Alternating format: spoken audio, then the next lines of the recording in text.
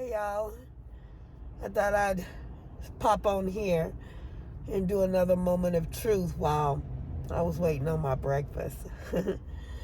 Forgive my mess, I got my windows down and the wind is blowing, and that carries things. So just being precautious. I don't want any variants blowing in my car. Anyway, I was sitting here thinking, scripture tells us that we are the light of the world. A city that sits up on a hill I don't know what he's doing, but a city that sits up on a hill cannot be hid. What does that mean? That means, first of all, you got to know that light illuminates. There are people looking at us, looking at you. If you are somebody that's making waves or making moves or being authentic or being genuine, then people are going to gravitate towards that. People are going to look at you, and light draws.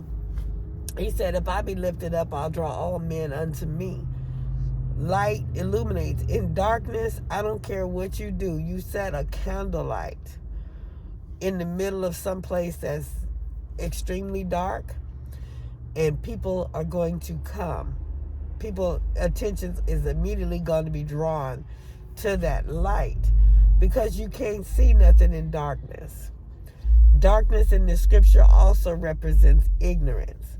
So if you see people that, have a little bit more education, a little bit more intelligence, they're obviously going to gravitate towards people that know a little bit more than them. That's how we elevate. That's how we grow. Iron sharpens iron.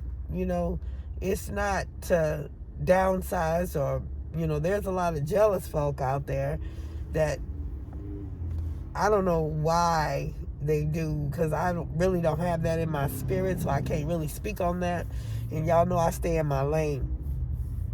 But jealous people, I don't know why they can't look at another and learn from them and keep moving forward.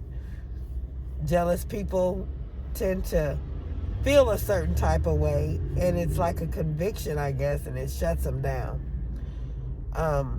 I used to be a type of person where I would hide everything that I did because I didn't want to make anybody else offended or feel bad.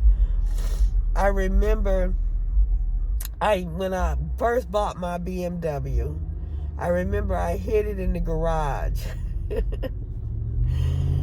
away from people that I knew would feel a certain type of way because, I got a BMW. Because they felt the type of way when I got a garage. But I learned to stop doing that because I can't live my life and glorify God if I'm living in fear of what others think of me. So that's why I say when I get posts on there that I really don't care what people think of me, I've been through that. And I really don't care what people think of me. I mean, I pray for them. I don't want them to feel any kind of negative against me. I pray that they get a blessing out of it and, they be able to go forth. I'm the one that's, really want to help everybody, because I want God to get the glory. If I can help you give God the glory, I'm all for it. Some people seem to think that I'm arrogant and that because I got all these degrees or whatever. No, that's God downpouring into me information that naturally he uses because I'm seeing myself doing these things in ministry. I don't per se do it for, to get a job, get paycheck. I mean, because if that's the case, I'd be licensed therapist by now. But he's shown me different things that I can use it in different ways. Like I said, ministry is my life. It's what I live for. Glorifying God is what I live for my life to be a glory to God. That's what I live for. I mean, I love my children, but my children don't have no heaven or hell to put me in. So I'm back here on this earth, You know, after going through my experience, I had to hone in on some things to be able to pull through that, because I don't wish that on nobody. I'm going to sit here and be honest with you. Not even Lucifer. I don't wish all that on nobody. I went through an experience, and it's because God wanted me to see some things that was taking place in there that I can't preach about or teach about on this social media, because they keep shutting me down. They keep taking it off. I'm going to try to put my testimony up there one more time if they don't take it down. But I'm going to try to, I don't know, I ain't going to say sugarcoat it, or maybe I just leave a lot of stuff out of it. But anybody that want to know the truth need to come see Dr. Bell, because anywhere I'm teaching and preaching, it's the truth is coming out. Because we got to be careful. We got to, love on our loved ones, especially when they're in the hands of others. That's what I'm going to say about that. Back again, we are the light of the world, which means we illuminate. People are drawn to us. But the question is what type of light are we? We could be a candlelight, a light that, can touch others and, help them get their light. We could be a fluorescent light, something that's so bold and out there. That the fluorescent light is something that's trying too hard, or it's too big, that it makes people back away, a little bit, because they can't see. I mean, that's a person that's too bright. We could be a black light. Black lights are used to, I've heard that they used in lanterns and stuff to draw all kind of pestilence and bugs and things of that nature. In the spirit, that would be demonic spirits, familiar spirits. They use black lights in seances and things of that nature, or black lights at the nightclub with the crystal ball. How it makes your flesh move, make you want to do things. It gratifies the flesh. If you're a type of person that want to be a people pleaser, gratify the flesh, you're a black light. You cater to those needs. We got to be careful of the atmosphere that we set, because the atmosphere that we set is the atmosphere that we're drawing unto us. It shows who's comfortable in our atmosphere, and it shows who isn't. So first of all, like I said, be careful of the atmosphere that you're setting, which means if you're setting an atmosphere of love, then you will walk in love. And if you find somebody that is coming against you in that atmosphere, that means, number one, they don't love you. Maybe they have a miscommunication about you, or they don't know how to receive love for themselves. You got to have love in order to receive love. You got to know what love is in order to be able to recognize what it is. So if they don't have love on the inside of them, they ain't going to know what it is. There's been several occasions, as an example. Well, I shouldn't say several. There's been a few occasions that, I walk in love. I mean, I purposely get up and walk in love, because I don't want to get into the negative every day. I don't want to get into, my feelings and stuff, because if I got into my feelings about things that happen or should have happened or don't happen, I would be one bitter person. Because I'm a type of person, not because I'm trying to be, but it's just how it comes out, that, I give more than I receive. And I find myself giving to a lot of people that do not reciprocate. They have no interest in reciprocating, giving anything back. Thank you, that's good, but I want to say use people. They're users. They just want to get what they can and be about their business.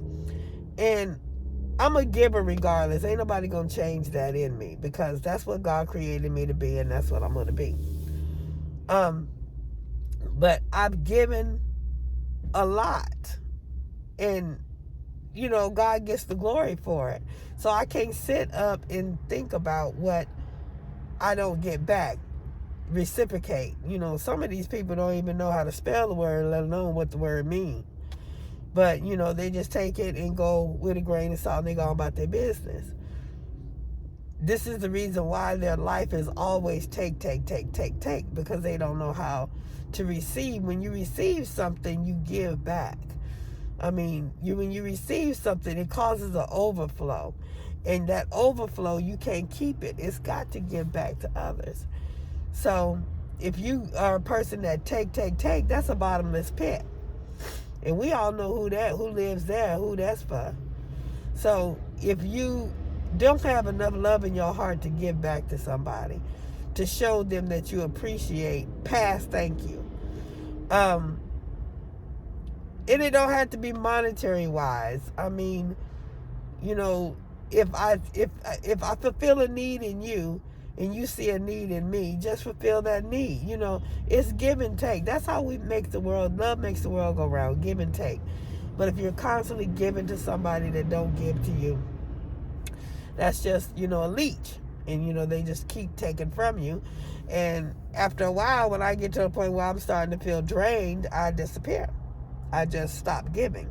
I go off to somebody else that more appreciate it. And, it's not that I lose friends. I just, I walk away. I step back. Some of them remember, some of them, hey, she gone, and they come back and, but some of them, they just don't know how to come back because they just don't have it in them. They so, I don't know what word to put it because I don't have that in me, but they just so, sour on the inside to where they can't give out anything sweet. They live a life of a lemon. They're sour. They've been hurt. People have done them wrong, and they take it out on everybody else. Everybody is not the same. We're all unique and created in God's image the way He wanted us to be created. We can't internalize what people do to us because that changes us. Now, if it's negative, we don't do that. If it's positive, then yeah, I would say go ahead. Learn your lesson. See what God wants you to, change. But you can't internalize everything that be put on you because everything that's put on you is not for you. Some of that stuff we get into situations ourselves. And it's not good to internalize something that God never intended for you. So, we are the light of the world, which means people are going to be drawn to us by whatever light or illumination or atmosphere that we create. So if we're creating a nightclub scene, hang out, drinking, smoking, partying, we're going to gravitate those type of people. If we're creating a holier than thou type of scene, we're going to gravitate those type of people. If we're creating a respect a person scene, those are the type of people that we're going to gravitate. We're going to be hanging around. Pay attention to who's in your circle. Pay attention to who's gravitated towards you. Those are the type of people that tells you about you, because you can only gravitate to you what's in you. That was a message. You can only draw towards you what's in you. If hate is in you, that's what you're going to draw. If love is in you, that's what you're going to draw. Like I said, there are different types of lights. When you read the scriptures, you need to study the scriptures. Bible tells us to study to show our own selves approved, rightly dividing the word of truth. We got to study to learn of ourselves. Stop studying that Bible to go preach to somebody else. Stop studying the Bible to go give a word to somebody else. In my experience, most of the word that's been prophesied and given to me was a word that was in that person. They gave me a word that they needed for themselves. The word comes to clean us up first. And then it goes out to the world. If it don't clean you up first, and you putting it out there, That's not God. That's you and your heart and what you want to do. We got all these tongues and all this prophecy and all of these things going on. First, it comes to clean up us. If them tongues and that prophecy don't clean you up, I don't know what to tell you, because it's a double-edged sword. It cuts going in and it cuts coming out. You can't prophesy something that you ain't been through. You can't be in the lane of somewhere that you're not at. I stay in my lane. I can talk and preach and teach about what I've been through. That's the anointing. The anointing is going through something, been through something. I can't teach you about being $1 billion, or a billionaire. I can't teach you about that because I ain't been that yet. I can't tell you how to get there. I can't tell you what I did to get there. That's how a map is good. A map is written by somebody who's actually been there. They can tell you the cracks and the crevices. And like GPS, it can tell you where the road signs, it can see. Somewhere it's been. You can't see nowhere you ain't been. So trying to prophesy and teach something to somebody else that you don't know yourself is ineffective. It's very ineffective. You're just putting words out there, shooting words and miss. All them prayers, them long time prayers, them prayers that of people that you really don't know, that you ain't sat and walked with, you ain't had time to be around. Them prayers out there, praying and miss. The Bible say don't pray and miss. But when you've been with people, you've walked with them, you sup with them, and you know about their life because you're with them. You honestly are walking with them. Then you can pray a prayer. The prayers of the righteous availeth much. Not in our righteousness, that's God's righteousness. The breastplate of righteousness means putting righteousness on, not our own righteousness.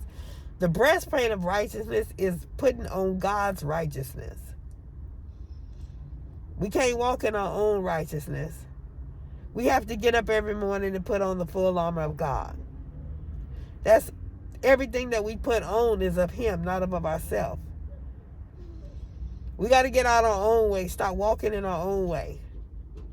In order to be an effective light in this time and season, we got to be in God. We got to do what God say do. We got to set an atmosphere where God can draw people unto Him. We can't just set any old atmosphere. In teaching and preaching, we got to make sure we teaching and preaching out of the correct spirit. We got to teach and preach out of the correct atmosphere. I can't teach and preach out of a light or an atmosphere that makes it comfortable for certain cultures to be comfortable in. Holy is called out, is set apart. He said, come out from among them.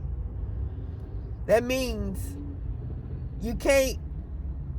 I'm 30 years clean of crack cocaine. I could not be that if I was still hanging around people that smoke crack cocaine. I have to come out from among them. I have to do something different. I can't be in that atmosphere and be better, get better. Now, what He did with Moses is He drew him out of the wilderness. He drew him out of Egypt, took him to the wilderness so that he can get to himself together. And then when he got himself together, then He sent him back to go get those ones. Because see, then he had the anointing. He was anointed to relieve the Hebrewites and everything there. He was anointed to deliver them then because he had been delivered. Now he goes back to get them. You can't be in your mess and try to bring people with you because you ain't going nowhere if you in your mess. We need to stop being up here teaching like we educated experts on all this stuff that we ain't never even had association with. We just trying to sound educated, sound like we got all this, that, and the other, all these degrees, but we ain't never been a part of it. We don't know nothing about it. There's a lot of super educated people out there, ain't even been to college. And I'm not saying you got to go to college, but you at least got to know what you're talking about. You at least got to have been through something. You at least got to have walked through something before you be in something and you drawing a whole bunch of attention to you that you're not even prepared for. He lets us walk through it because he prepares us for it. If he ain't walked you through something, you better leave it alone. Don't try to teach somebody, because then you're steering them the wrong way. And then you're going to have to answer for that. Because that's causing people to go in a way that you don't even know how to take them. It's scattering the flock is what it's doing. And you know what the scriptures say about scattering the flock. I don't say much because God ain't told me to say a whole bunch. I don't have to get on here every day. You know, it crosses my mind, but if God don't give me nothing to say, I don't get on here and say nothing. Because I don't want to be held accountable for what goes out there. And it might be right, even though it might be right in the season that, you know, God tell me to say it, or it might be right because it's his word. If it ain't the season to give it, and I put it out there anyway, that's on me, not on him. So what I'm saying is, if God give you a revelation, take and stew on that revelation first. Get it good in your spirit before you start conjuring up a whole bunch of demons and a whole society, or arresting a whole culture of people that you ain't ready for. Yeah, we living in a pandemic still. You know, we going through, and it don't seem like this stuff is ending anytime soon. But we got to realize that God is in control. He allowed this to happen for a reason. Not saying he did it, but he allowed it to happen. He's straightening some people up in this pandemic too. The ones that ain't doing, you know, his will, I believe, you know, they're going on home.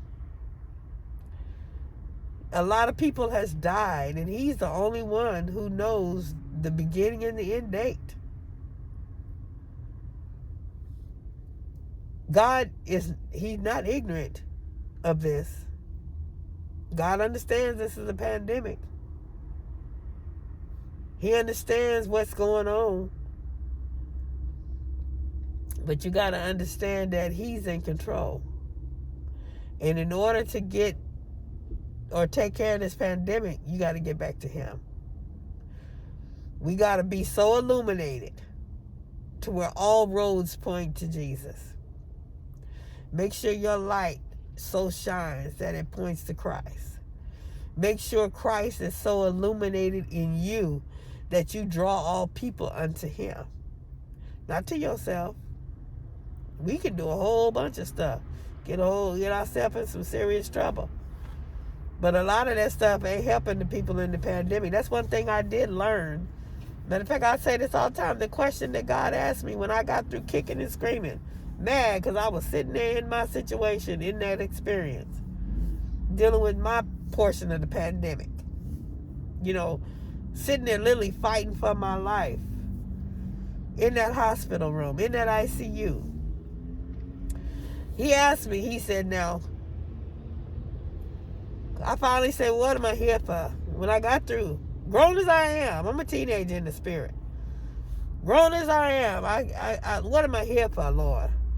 Why am I here? I'm doing your will. I thought to the best of my ability. Why am I here? Why am I laying in this bed with all this pneumonia, this infection, this disease all up in my body, away from my children? Why has my life been kidnapped? Why have I been kidnapped away from my life? I thought I was doing what you wanted me to do. And all he said to me was, what was you doing that would help people in your situation right now? I couldn't say nothing. I'm running around trying to get everybody to the building. But the people that was laying in the beds beside me couldn't get to no building. The people that was laying on the floors when I was quarantined in each room, they couldn't get to no building. So God had to send me through and teach me how to be a light, illuminated even in my mess, even as I was battling, fighting for my life. I went in there. Everybody noticed me. I was the worst case. Diabetic ketoacid. I can't even say the word. Ketoacidosis. I was pretty much on my way out. Blood sugar was 865. I couldn't breathe. Shortness of breath. Barely could breathe. Hacking and coughing. Couldn't take a deep breath in for nothing. Lungs just so full of pneumonia. Full of, well, it was a pneumonia type paste is what they talking about. I had really no capacity of my lungs expanding. So I had to learn how to be a minister, how to be a light in that situation. I had to learn how to still serve and give God the glory, even on my deathbed. I feel my help coming now. I had to learn what ministry is really about. It ain't so much about getting people to the building. It's about being the church. At some point, you got to stop trying to get people to go to church. And you got to be the church. That's what we not doing anymore. We done forgot about being the church. We forgot about being the body of Christ. We too busy out here, every man for himself. We looking for stimulus checks and handouts instead of the bartering system. They didn't have stimulus checks back in the day, but they had everything they need because they loved on one another. That's a message. But I had to learn how to sit there and lay there and focus on me first, to get my breathing back, to do everything, follow instructions, do everything that they said, from every catastrophic machine that they put on my head to everything that they did, poking me, taking blood like clockwork. I had to learn how to be quiet and just go through the process. That's a message right there. I had to learn how to shut down and go through the process. I had to learn to listen to other people that knew more than me about this pandemic, about this disease that I had. I had to learn to pay attention. Stop being the pastor. Stop being the minister. Stop trying to tell everybody else what to do and learn to receive correction for myself. Learn to receive what I need for myself. So as I'm laying there, going through the motions, going through the process, as things are getting there quickly, suddenly God does a work in me. I know this because the doctors and the nurses are coming to me telling me that I'm surprised you're getting so fast.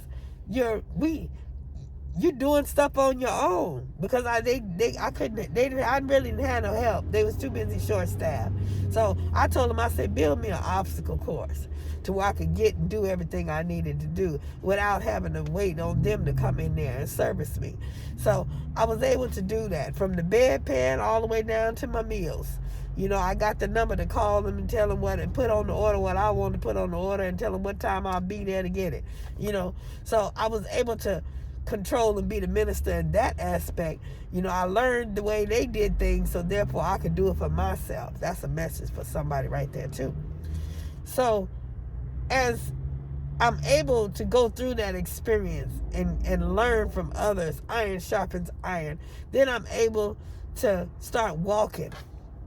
They start disconnecting me from certain machines, gives me a little bit more freedom, because my lungs are getting to the point where I can breathe and the strength comes back in my legs to where I can stand up and not fall.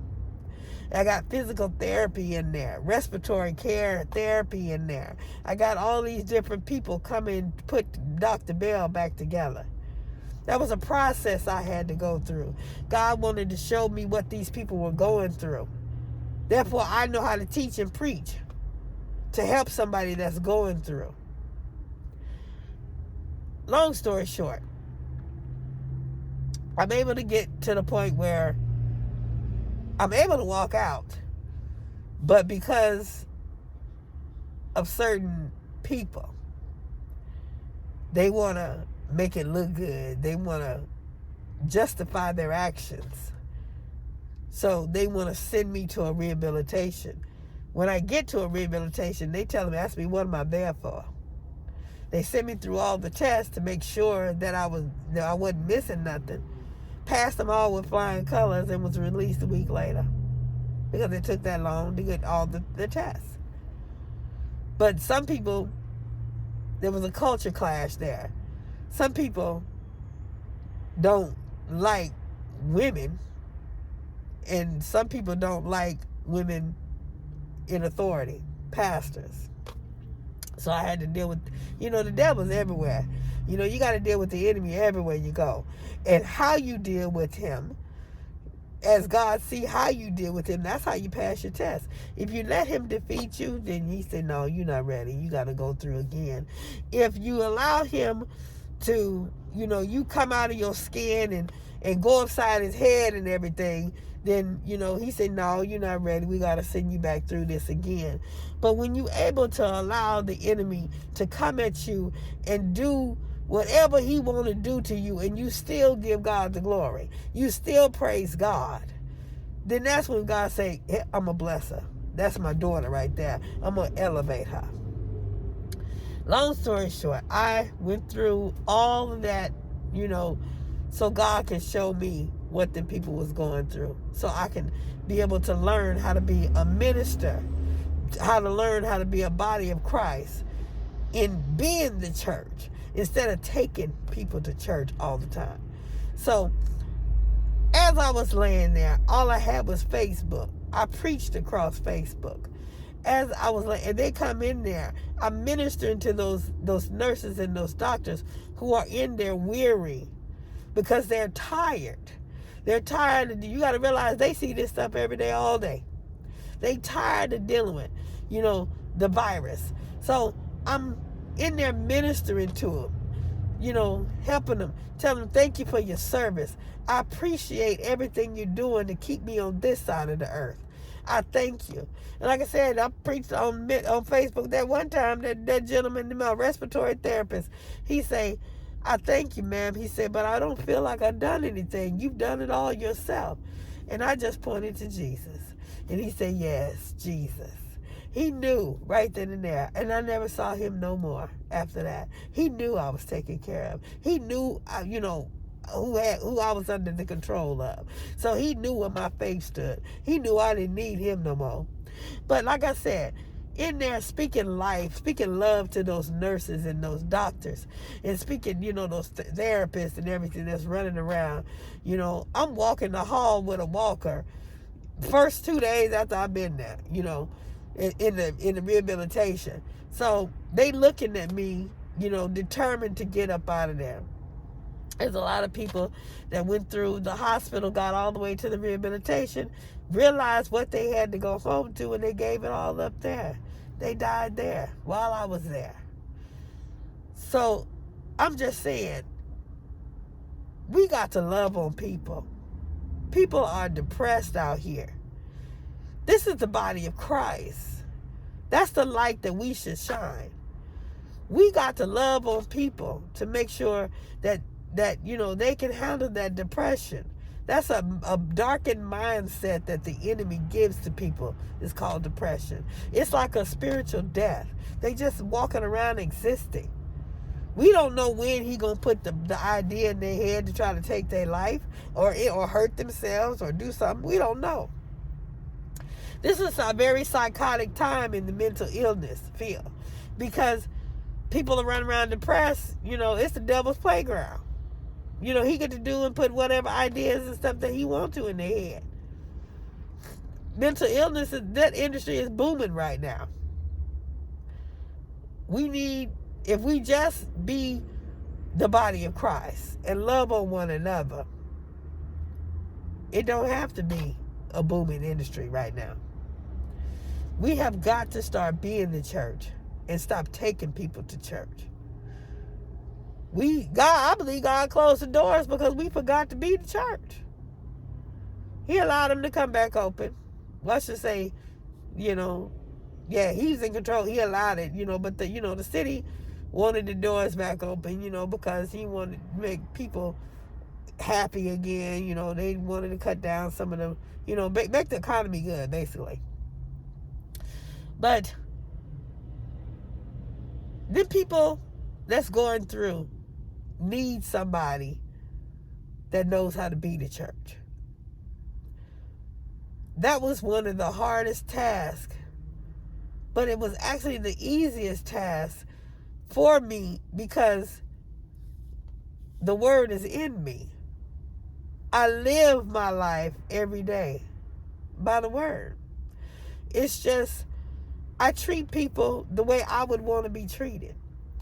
The word is not only in my mouth, but it's in my members. It's how I greet and I get to people.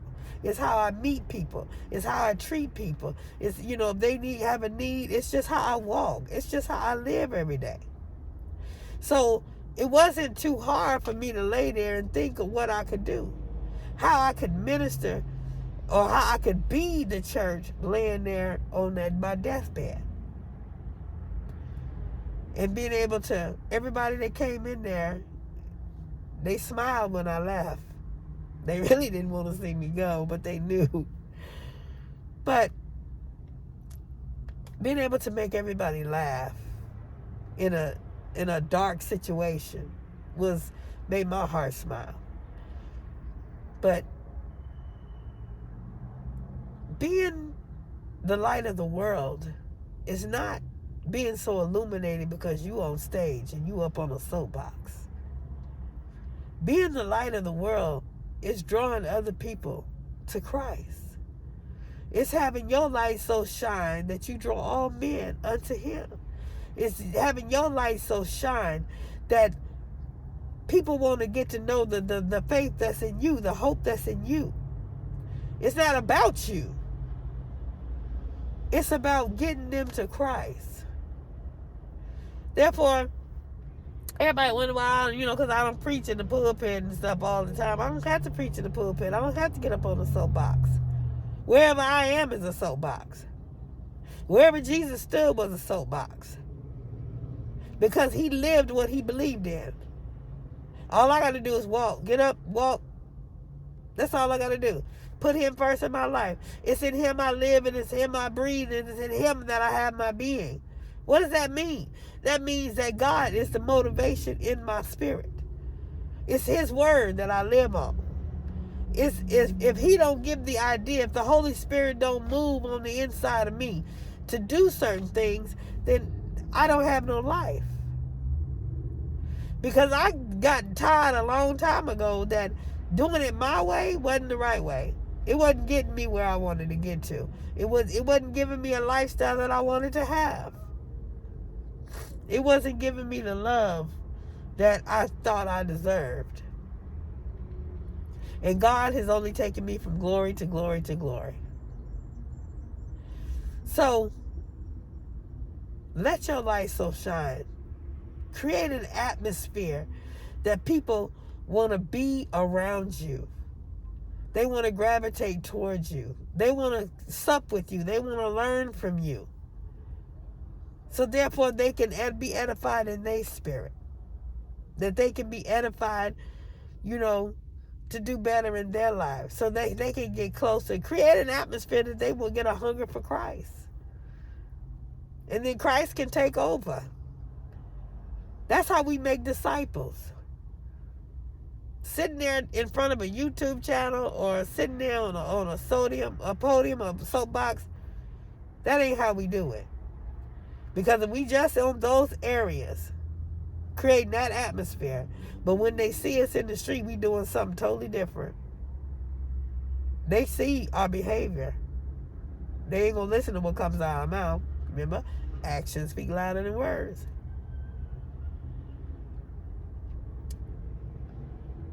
I am a leader, but I don't lead like everybody else. In my light, being a leader, There's a lot of people think that you're supposed to lead from the front. I think that is so backwards, because God does things opposite from the world. Leading from the front means you got to grab somebody by the head and drag them along with you, especially on the times they don't want to do what you trying to show them. For me, it's much easier to lead from behind, because as I'm pushing them to greatness, it's easier to push than it is to pull. I like pushing. I've been up under some leaders that have the potential, but they get tired and they fall in the flesh. They want to go and do things their own way. And at that point, there's a release. I can't go do the flesh. Because if I'm so much in the flesh, if I'm rolling around in the flesh so much, in the works of the flesh, then I can't be in the spirit. I won't be able to pray for somebody or hear the Spirit of God in the times that I need to hear the Spirit of God. That's what I'm saying. I came out and God told me to be quiet. And I didn't realize why. But it showed me how many people that were on their soapbox, but they wasn't hearing from God. Because if they believed in the deliverance, and if they believed in the laying on of hands, if they believed in the power of God that supposed to be running flow through them, then they could have prayed. And I would have been in a different situation. But like I said, I believe everything happens for a reason. Because even in that, I've been blessed. I've been glorified to be up under another leader, another culture that makes me feel like Jesus is in the room. I can get on his butt sometime. I love my rabbi. But he's fun. You know, you don't have to be so stuck up you look constipated in serving the word of God. You don't.